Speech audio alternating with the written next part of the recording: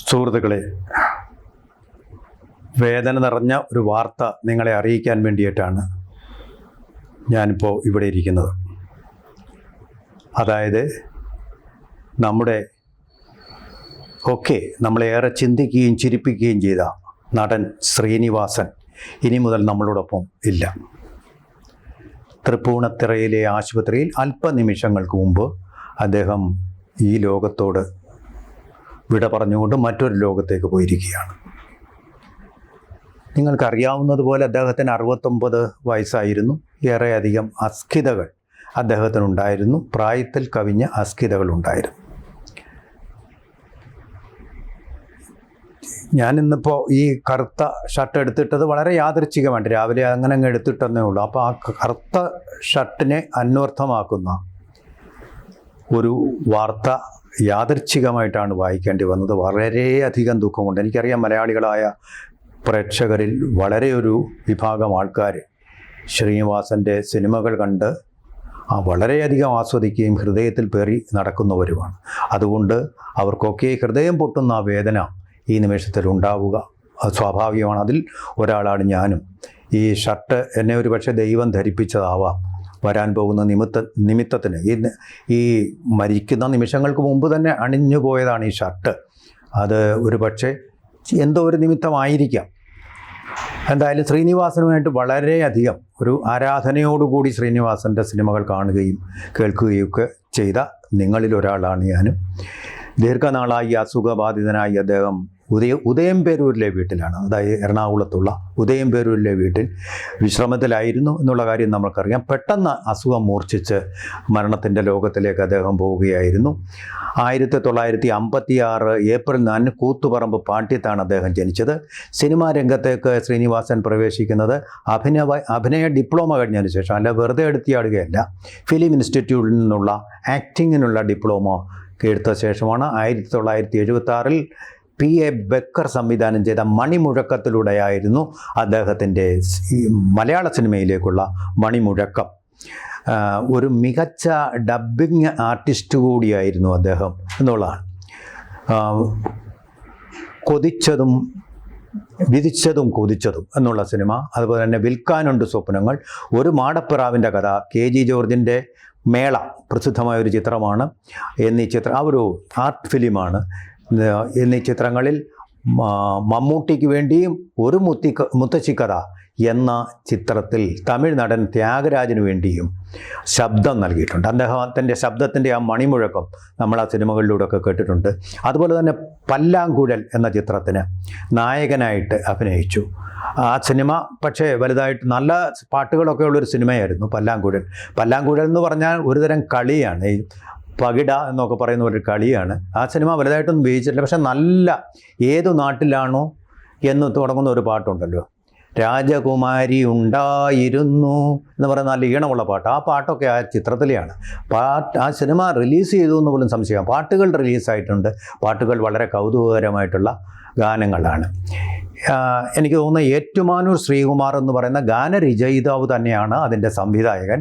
അതിൻ്റെ ഷൂട്ട് നടന്നത് കോട്ടയം ഭാഗത്തൊക്കെയാണ്. കോട്ടയം റീജിയനിൽ ആ ഒരു ലൊക്കേഷനിലാണ് നടന്നിട്ടുള്ളത്.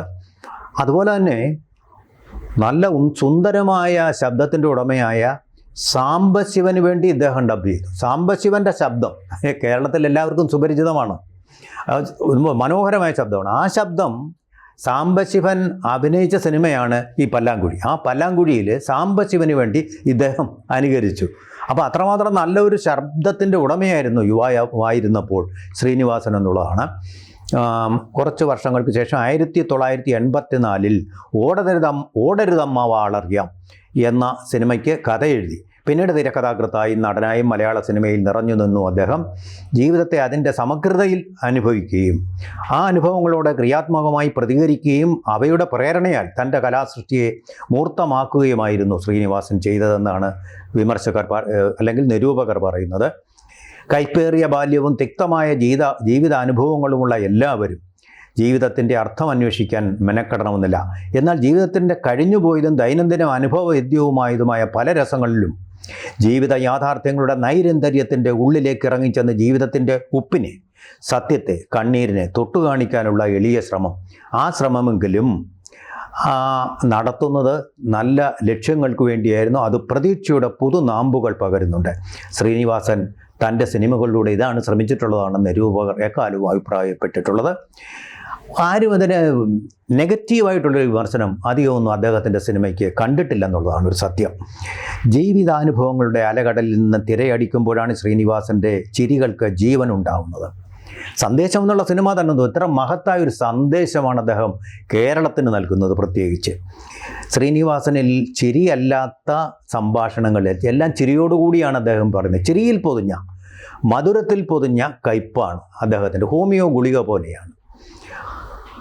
ശ്രീനിവാസനെ കേൾക്കുമ്പോൾ അദ്ദേഹത്തിൻ്റെ നിരീക്ഷണങ്ങളിലും വിശകലനങ്ങളിലും വിമർശനങ്ങളിലും ഒക്കെ പച്ചയായ ജീവിത യാഥാർത്ഥ്യങ്ങൾ തന്നെയാണുള്ളത്.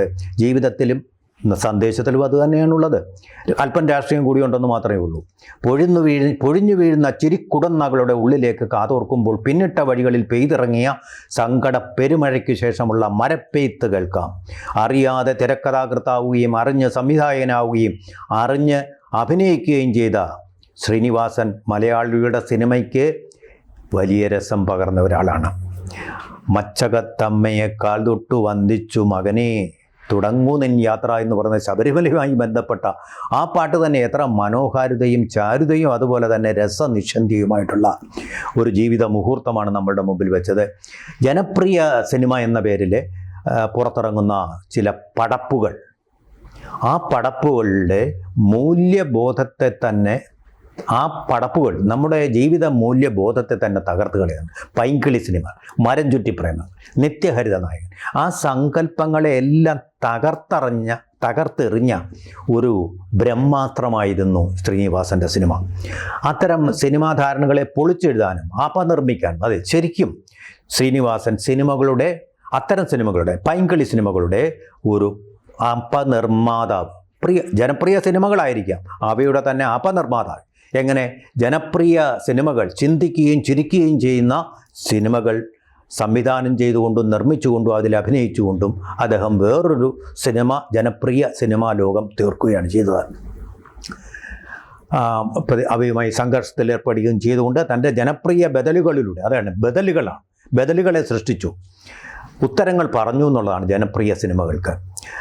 സിനിമയുടെ ശാക്തികമായ ഒരു തലം പടുത്തുയർത്തിയ അദ്ദേഹം സിനിമയുമായി ബന്ധപ്പെടുന്ന കലാകാരന്മാർ സമൂഹത്തിലെ പ്രശ്നങ്ങളോടും രാഷ്ട്രീയത്തോടുമൊക്കെ തിരിഞ്ഞു നിൽക്കണമെന്ന ആപ്തവാക്യവും ശ്രീനിവാസന് ബാധകമായില്ല. രാഷ്ട്രീയം പാടില്ല സിനിമയിൽ. രാഷ്ട്രീയം തന്നെയാണ്, രാഷ്ട്രീയ സന്ദേശങ്ങൾ തന്നെയാണ് ഏറെയും അദ്ദേഹം നൽകിയത്.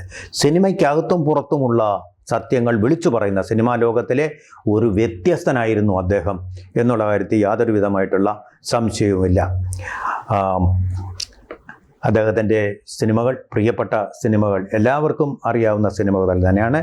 അദ്ദേഹം അതുപോലെ തന്നെ ഞാനീ പറഞ്ഞത് ഡബ്ബിംഗ് ആർട്ടിസ്റ്റായിരുന്നു, അഭിനേതാവായിരുന്നു, നിർമ്മാതാവായിരുന്നു, അതുപോലെ സംവിധായകനും എല്ലാമായിട്ടുള്ള ആളാണ്. 2 പേരെ അദ്ദേഹം മലയാളത്തിന് അദ്ദേഹത്തിൻ്റെ സിനിമകൾ കൂടാതെ സംഭാവന ചെയ്തിട്ടുണ്ട്.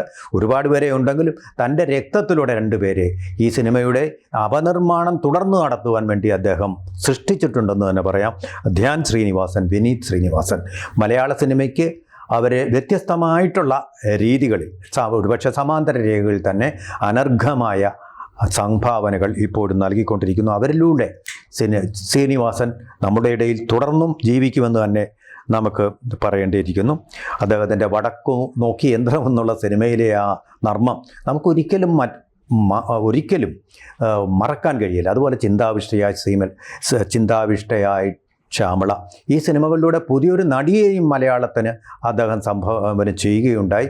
അതിലെ നർമ്മം എത്ര മനോഹരമായിട്ടുള്ള നർമ്മമാണതൊക്കെ. അതുപോലെ തന്നെ എത്ര നിലവാരമുള്ള നർമ്മമാണ്. അല്ലെങ്കിൽ അശ്ലീലം പറഞ്ഞുകൊണ്ടുള്ള നർമ്മം, ആ രീതിയിലുള്ള ഒരു നർമ്മമല്ല അദ്ദേഹം.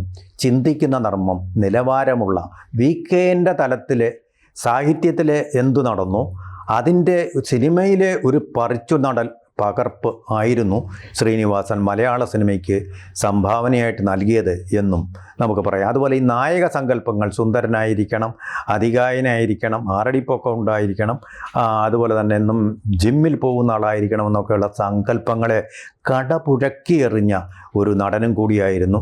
അത്തരത്തിൽ തന്നെ ഒരു തരം റിയലിസ്റ്റിക് സിനിമയുടെ ഭാവുകത്വങ്ങളെ മലയാളത്തിന് സംഭാവന ചെയ്ത ഒരു യഥാർത്ഥ സിനിമാക്കാരൻ എന്നുള്ള രീതിയിലും വിശേഷിപ്പിക്കാവുന്ന ആളാണ് അദ്ദേഹം. ഇതുകൊണ്ടൊന്നും തീരില്ല ശ്രീനിവാസനെക്കുറിച്ചുള്ള ഓർമ്മകൾ. തീർച്ചയായിട്ടും ഇതൊക്കെ പറഞ്ഞാലും ശ്രീനിവാസൻ നമ്മളെ വേർപിരിഞ്ഞത്, ആ സാന്നിധ്യം, ആ നർമ്മ സാന്നിധ്യം ഇല്ലായ എന്ന് പറയുന്നത് തീർച്ചയായിട്ടും ഓരോ മലയാളിക്കും സങ്കടം ഉളവാക്കുന്ന, ദുഃഖം വിതയ്ക്കുന്ന കാര്യങ്ങൾ തന്നെയാണ്. ആ ദുഃഖങ്ങളിലൂടെ നമുക്ക് ഏറെ നാളുകൾ പോകേണ്ടതായിട്ട് വരും.